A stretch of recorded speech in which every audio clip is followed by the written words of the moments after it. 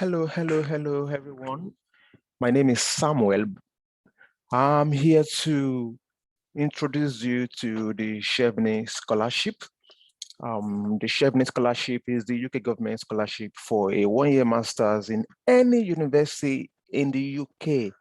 So it is a lifetime opportunity to add value to your career, to school in one of the best universities in the world. As you know, the UK university is one of the top university in the world. You think, look at, you have universities such as University of Oxford, you have University of Cambridge, you have University of Coventry, and several other universities in all around the UK. And the facilities, the teaching standard is the best in the world. So today, I want to introduce you to one scholarship which you can utilize to get free tuition and monthly stipend in order to be able to school in one of these top universities. So the scholarship is called the Sharedness Scholarship. The Sharedness Scholarship, it's a scholarship which you can use to enjoy any master's program at all, any master's program, be it master in finance, either social sciences, whether in the what do you call it, engineering, management, or any course at all. So now let's go deep into this to show you some of the things you enjoy if you become one of the recipients of this scholarship. Now let's see.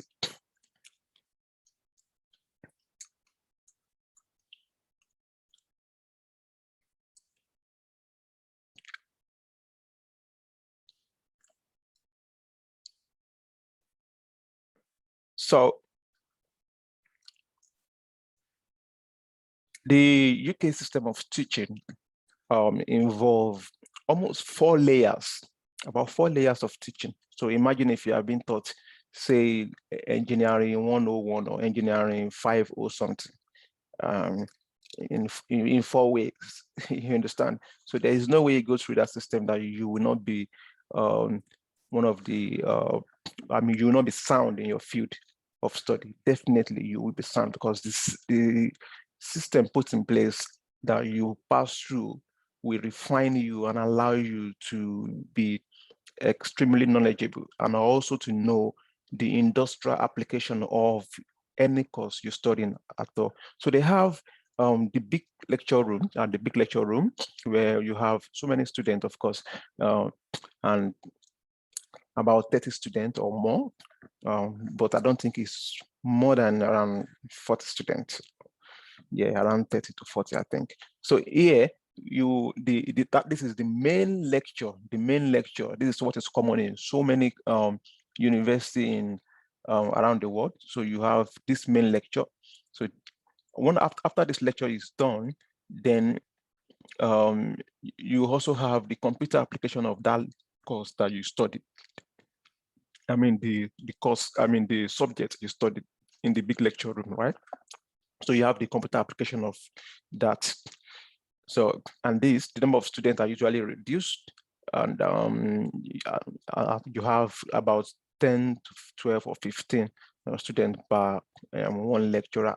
So imagine if you are taught a subject issue in the big lecture room, then you have a computer lab where you'll be trained on how to apply the computer to what you've been taught. And outside that, again, you have the seminar class where the technical aspect of this course, you will learn it. And the seminar class consists of about 7 to 10 students at times, 7 to around 15 or 10 students, 7 to 10 or 15 students, I think. So although it vary by by courses and by universities. But the system is that you have the big lecture room that will take you on the course. You have the computer application of the course. Then you move to the seminar where you learn the technical aspect of the course. And also, you can also meet one-on-one with your professor through what is called the office hour. So each of the professors have their office hour. So you go to them, ask any question that you want to ask, that you are confused about. Then also, during this section, in each semester, there are several competitions that you can engage in, and this competition involve monetary reward.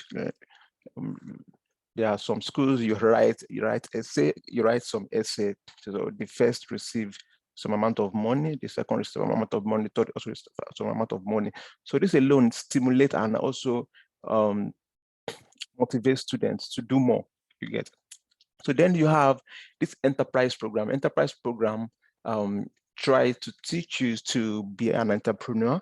So it helps you to see the entrepreneur aspect of the course you are studying. It also teaches you on how to go about this entrepreneurship journey, how to set your company up, how to get funding, how to go about your marketing, how to set up the organization, and all of that.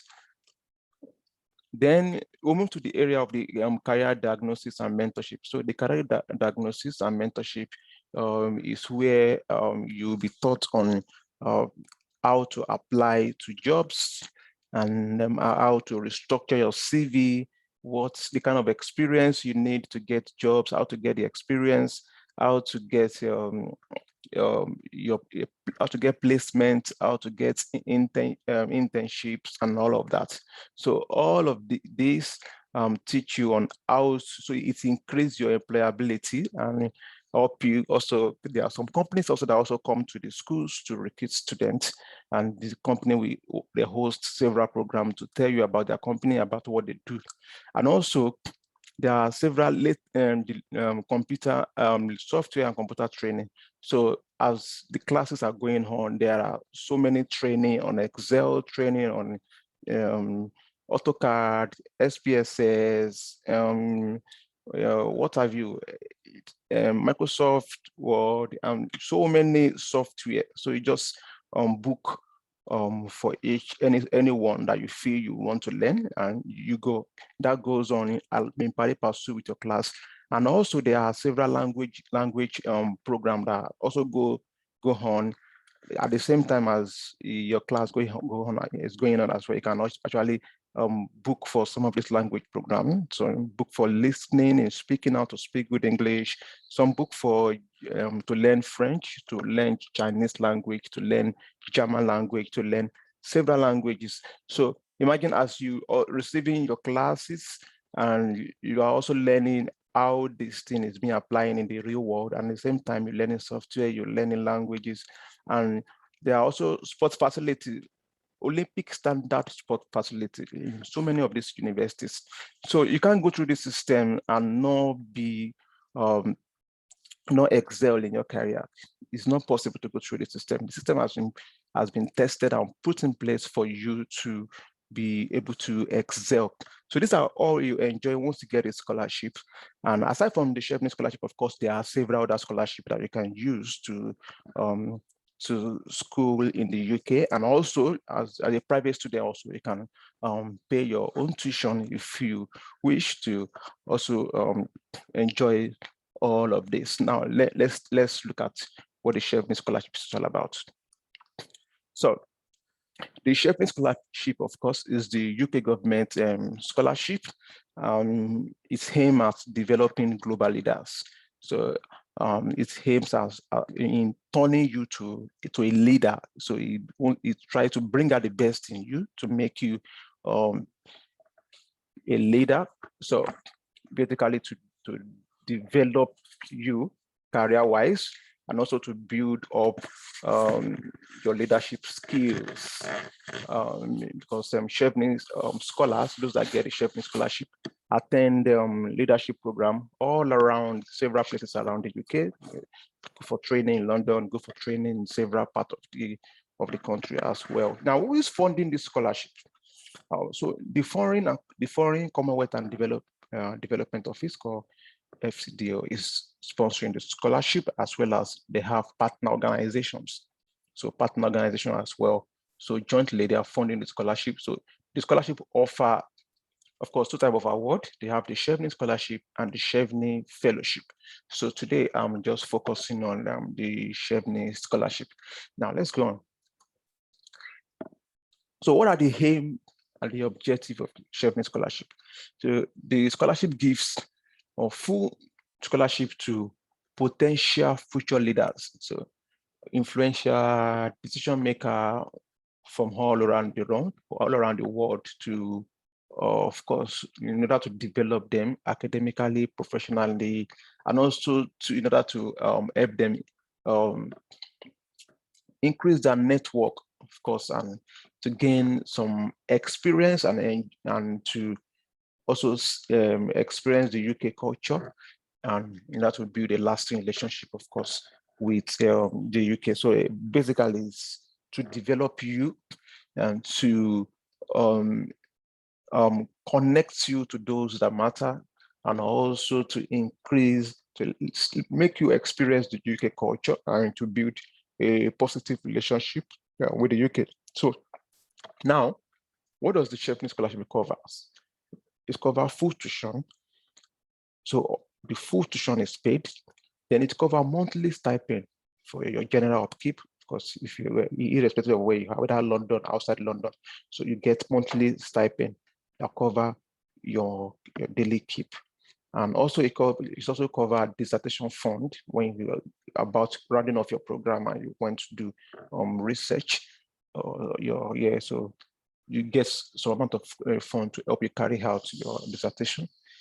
Then it covers full air flight and transportation from your country to your university in the UK.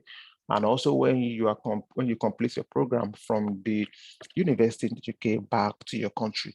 Then it gives also full visa support. So as a scholar, you get full visa support. So they facilitate your visa to be ready in time, so you will miss any class. Then you get some practical leadership training, and experts in several fields come to address you, speak to you, and motivate you in order to see, in order to develop yourself in the leadership approach, leadership-wise. Yeah. So also you join the alumni community. Once you are done with the program, you are able to network with Cheveners all around the world, So imagine having such a big network of experts all around the world. Now, the scholarship was started in 1983. For today, to date, more than 50,000 people have enjoyed the scholarship. So now for those applying from Nigeria, I use Nigeria as an example here so that you can understand how this thing works. So I'll give you a practical example. So now, Chevening Scholarship have their area of interest. Now, the area of interest, that is, they call it the priority area. So this priority area differs by country. So when you are applying from Nigeria, you look at where are the areas where the UK government is partnership with Nigeria. It's partnering with Nigeria, for instance. So for Nigeria, you see that the UK government is partnering with Nigerian government in the area of security, in the area of prosperity, good governance, science and innovation, improving healthcare, energy and power generation, and research. So in some country might be different priority area. So before you apply, it's good for you to know some of this priority area. So this priority area now determine the kind of course that you apply to. So you apply to course around maybe security, maybe around prosperity, that is around economics, accounting, or entrepreneurship also. So good governance, maybe public administration or something like that. So science and innovation might be some area in engineering and all of that. So you need to understand what is the priority area for your country. So once you get the priority area for your country, so you just look for a course that is within that priority area that is related to your first degree. So maybe you had a first degree in, say, economics, for instance, and the masters, and you want to apply to masters. Of course, you can do masters in economics around the prosperity priority area, prosperity or economic development priority area. So you need to understand where, which is your priority area before you know the kind of course to choose. Some people just choose anyhow course. And what one of the things I'm explain to you here is for you to be able to know what and what to do in order to get the scholarship. So this is one of the important things you need to note down. So another way to know the priority area in your country, for instance, is to look at what the DFID is doing in your country. So the DFID here, what kind of work and maybe research and work, what are the priority, their main program, their main area of work, you understand, in your country. So these are work. If you look at that, you'll be able to extract the priority area and know the courses that relate to some of this priority area. So now, what are the degrees and universities that are mostly funded? So if you go to the Chevening website, that is www.chevening.org/scholarship/guidance/course, you see some of the information there. So mostly they start, the fund program that starts usually around September, and they must be taught master's program, not research focus program like MRS. No research for a research focus program, you don't attend classes, you just go and do research, right? But for taught master, you receive classes, right?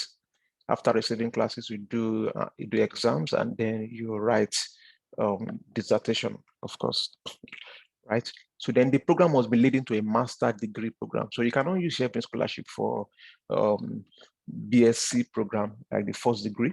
You can't use Chevening Masters for MRes. You can't use it for PhD, right? It's for master, it's a 1-year master degree program. And the program must be based in the UK.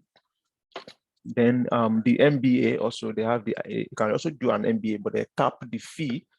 If you want to do an MBA, the fee is capped to around £18,000. Although this can change every year. Just check the Chevening Scholarship website to see the latest amount, right? So also the course that you must select, like I told you earlier on, must align with the partnership, which is the priority area, the UK partnership with your country. Then also for those that are applying, you can apply to any university in the UK. So if you're applying to university in London, you call it the London-based courses. And if you apply to university outside of London, so it might be Scotland, Wales, Northern Ireland, or the rest of England aside from London, right? So it makes sense for you to apply to courses. If you're applying to courses in London, you check if those courses are also run by university outside of London. So it makes sense to apply to those courses that have been run in university outside London than applying for that course again in London, you understand? So usually London tuition are very expensive, and then I think the student that goes to London-based university are given stipend slightly higher than those that are schooled outside London. So if I'm to study accounting, for instance, and I want to choose a London university, So if accounting is being offered outside London, then it makes sense for me to apply to accounting in university outside London, instead of me applying to that same accounting in London. Because why? It's being run in London. So that increases the chances of being selected, actually. So it makes sense. It does not make sense, for instance, it will make sense for you to see a university outside London saying because it's offered for, like, say, 15,000 pounds, for instance. Then you are now choosing a university inside London, where you will pay like maybe around 20,000 pounds, for instance. So, and it's the same cost. So it's cheaper to apply to schools outside of London, and that increases the chance of getting the scholarship. Because I know some people who want to apply to, say, LSC, and there's nothing bad, there's nothing wrong in applying to this university. Nothing is wrong applying to them. But if that course you want to study in London is also offered outside London, it makes sense to apply for the university outside London. Also, how do you see the universities in the UK and see their ratings? So we have the complete guide, completeuniversityguide.co.uk, right? If you go on this website, you'll see all of the universities in the UK. You will see their ranking. You see their ranking by courses. You see their ranking according to school. You see some of the ratings, and you'll be able to make your choice, right? So all of the schools in UK are top notch. So most ranking is going to be based on maybe employability, maybe student satisfaction, and all of that. So just go to this website, you see the list of all the universities. So now, the Chevening Scholarship. How do you, what are the things that the interviewers are looking for, right? So of course, the step to apply to scholarship is you first fill in your details. You apply to 3 universities in the UK. Once you apply to 3 universities in the UK, then you get reference from, say, your former lecturer, your manager, or your supervisor at the place of work. And also, the scholarship is only given to those that have minimum of 2 years working experience, of course. So minimum of 2 years working experience. After graduation, you work for 2 years, gain experience. So that has always been the norms. So then once you you apply to 3 universities in the UK. Normally, most UK schools want you to do IELTS. So you write IELTS. IELTS is the international English language testing system here. So you apply. So the kind of IELTS, which kind of IELTS do you apply to is the academic IELTS. There are 2 types of IELTS. So IELTS, you have the academic, you have the general. So it's the academic that you apply for. So now, if you now excel to apply and your application go through, and these are the areas that those that we interview for Chevening Scholarship usually look at. They look at your leadership, influencing, and volunteering, right? So look at some of the area you have shown leadership traits, and you have affected the life of people. You have made some contribution to the society or contribution to an organization, maybe through the NGO, maybe through civil society. Maybe you have impacted your community, you have done one thing or other, you understand? So you must be able to detail some of the things you have done, and then practically stating how it has affected lives, right? Now, this is some of the area where some people miss it, right? Now, this is not theory, this is practical. So you have to state where you have affected life where you have shown leadership traits and all of that, you see. Then also, academic excellence is also one of the criteria that the interviewers are looking for. So Chevening Scholarship are mostly given to those that have a minimum of 2-1. So those that have first class and those that have 2-1 are mostly given the scholarship. So, but I won't discourage those that don't have 2-1.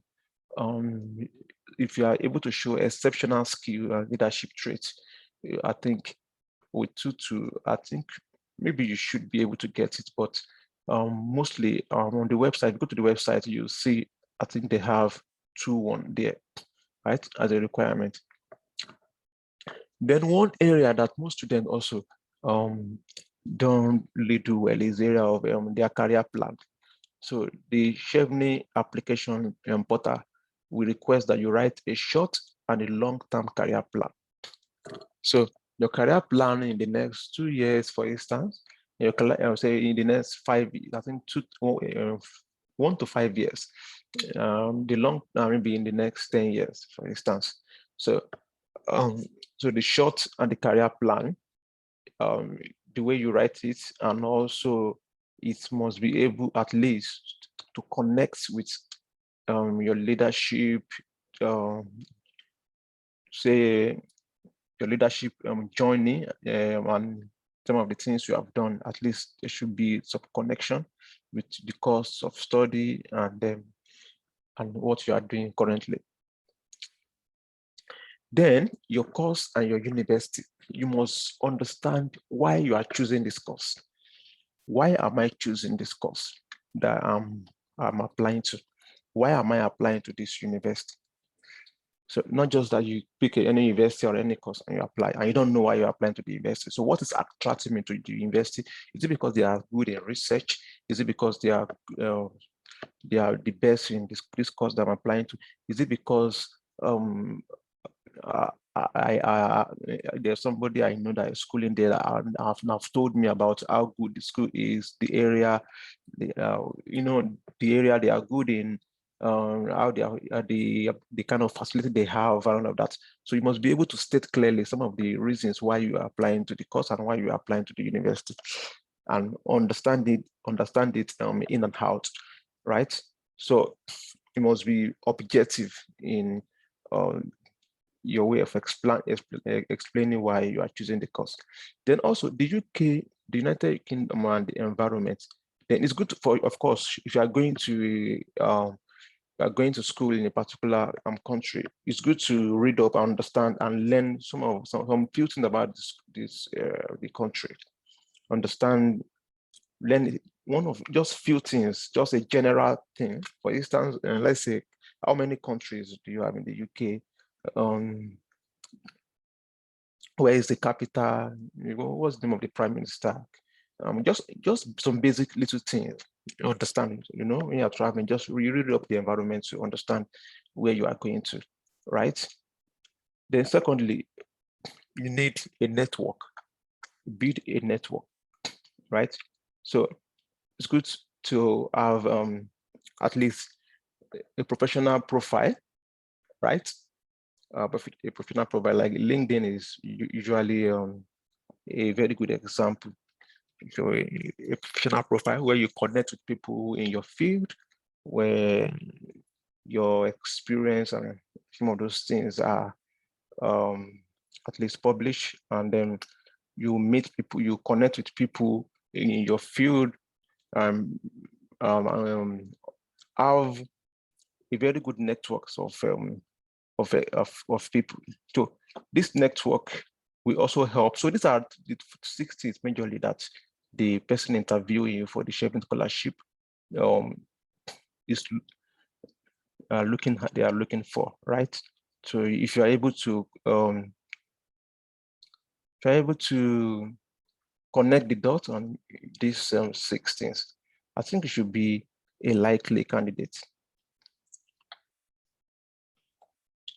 So now let me open up to expatiate more on what the interviewers are looking for, because this is extremely important, because this is what at times separate between those that get the scholarship and those that will not get it.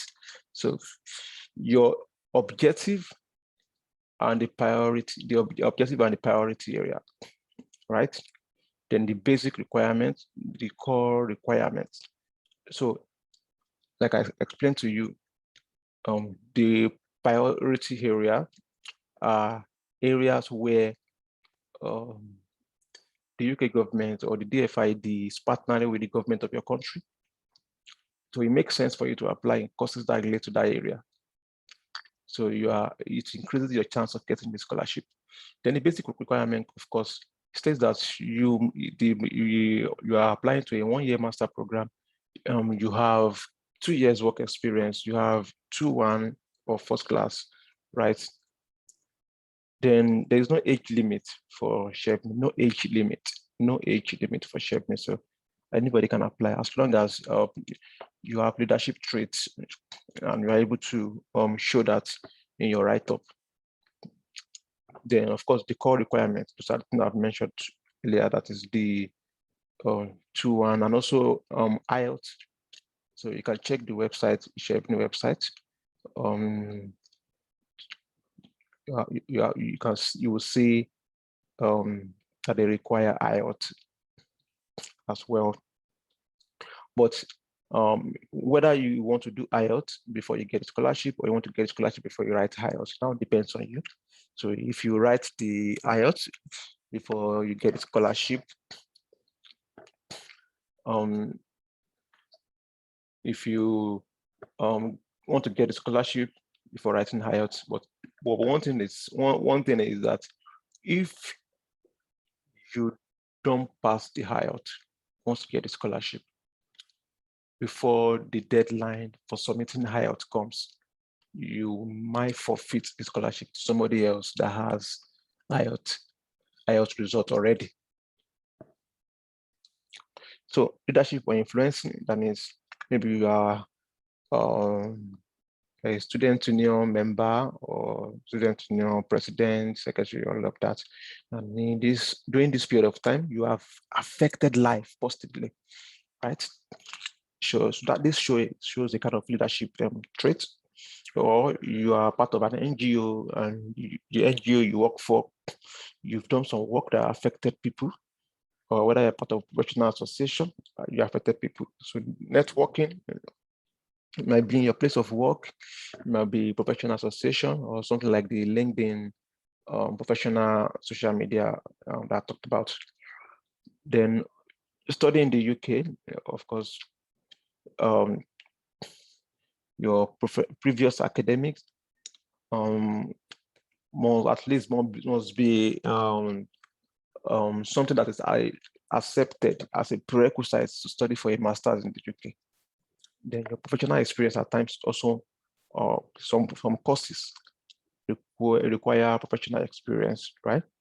Then also your future plan must be able to state your future plan, that after studying in the UK, what do I want to do with this this degree program that I'm going for, and how am I going to go about it? So when you state out this plans, it's very easy to convince the person interviewing you, right?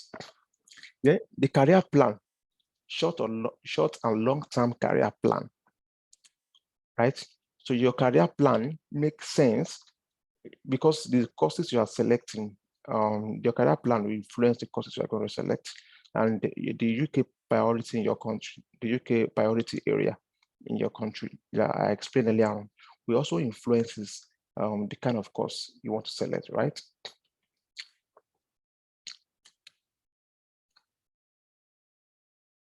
What you can do to increase your chance of being selected. What can you do to increase your chance of being selected?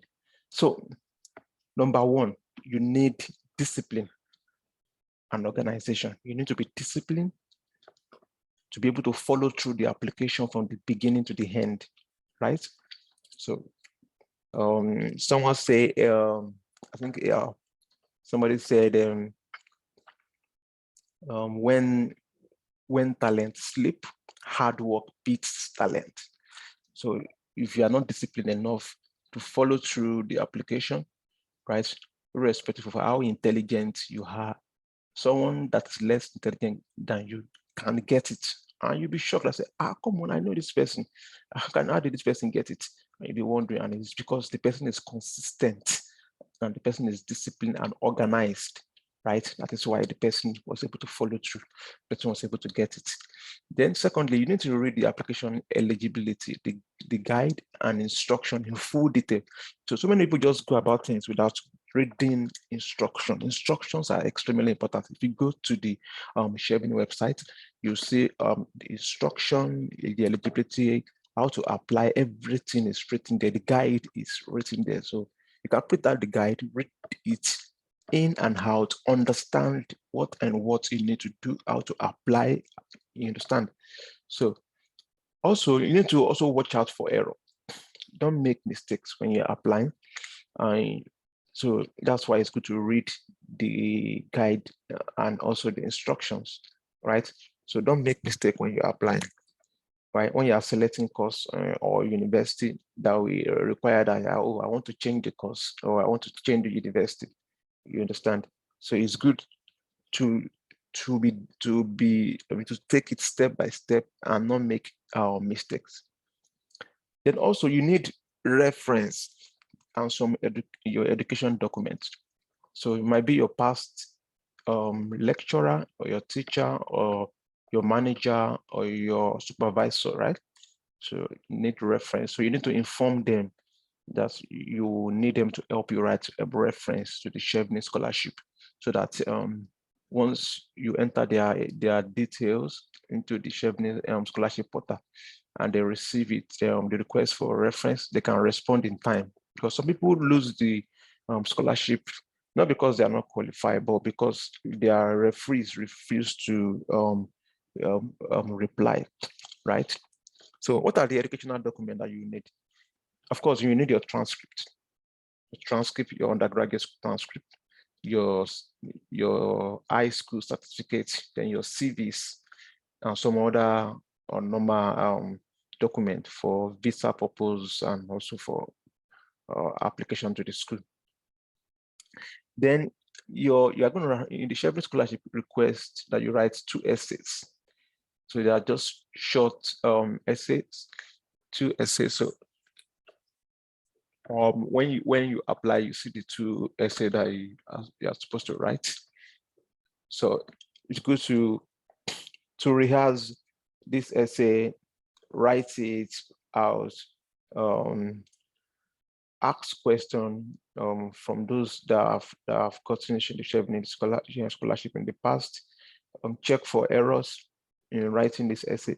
I think one of these days I'll be breaking these things down and talk about them one by one, talk about this essay. But for today, I want to say that you'll be writing 2 essays and you should look up to samples of essays and question of essays that past Chevening applicants have written, you understand? So another thing is link your selected course and university to your career goal. Link your selected course and university to your career goal. So now these are things that will convince some of the interviewer to selecting you as the preferred candidate, right? So it's not that you say your career goal is you want to be a policymaker, or maybe you want to be an engineer and you are selecting a course that has to do with, say, courses that's not related to engineering at all. You understand? So you'll be seen as not organized, or you don't understand what you are doing, right? So link your selected course, let's say, because that is the area of your career goal. Then another thing is start studying for IELTS. Some people apply to the Sharedness Scholarship without studying for IELTS, never knowing that they could get this Sharedness Scholarship. So immediately they go to Sharedness Scholarship, they discover, wow, now I need to write IELTS, right?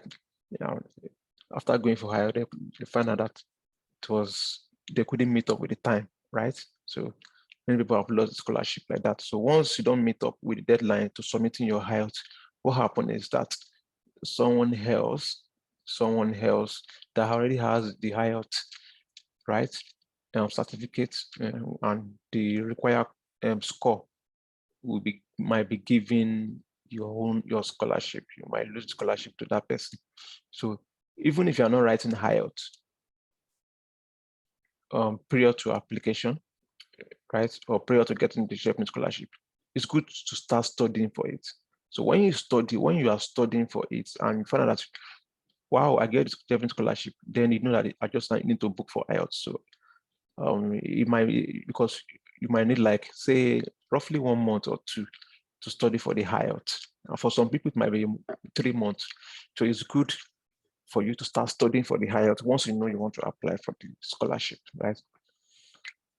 Then also you would defend your application at the interview stage. So everything you write, everything you fill into the application portal, you need to remember them. You need to note them down and understand them inside out, right? It's everything there is all about you.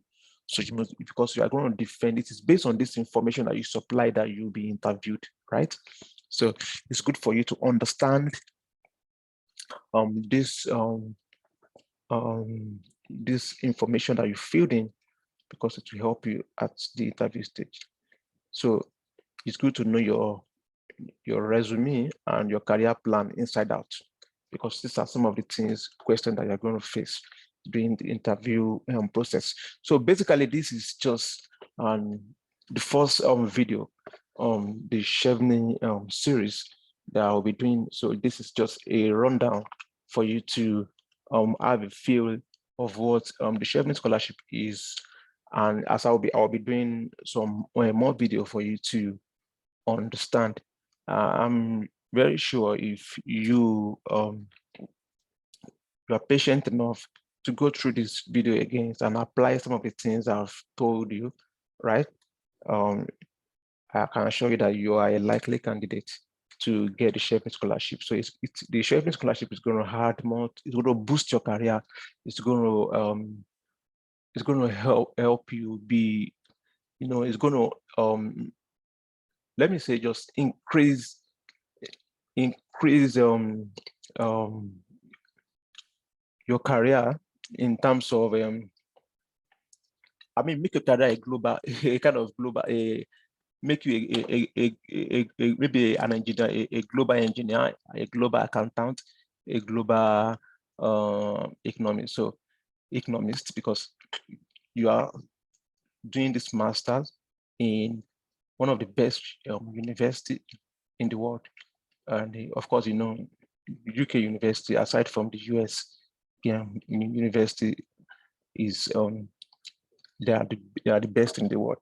So if you are yet to subscribe to this channel, please subscribe, as you'll be getting more videos and more tips on how to get the Chevening Scholarship, and also on several other things that pertain to scholarship, to travels, to visas, and several other things you'll be getting on this channel. So just subscribe. And now I'd like to stop. I wish you the best. Thank you.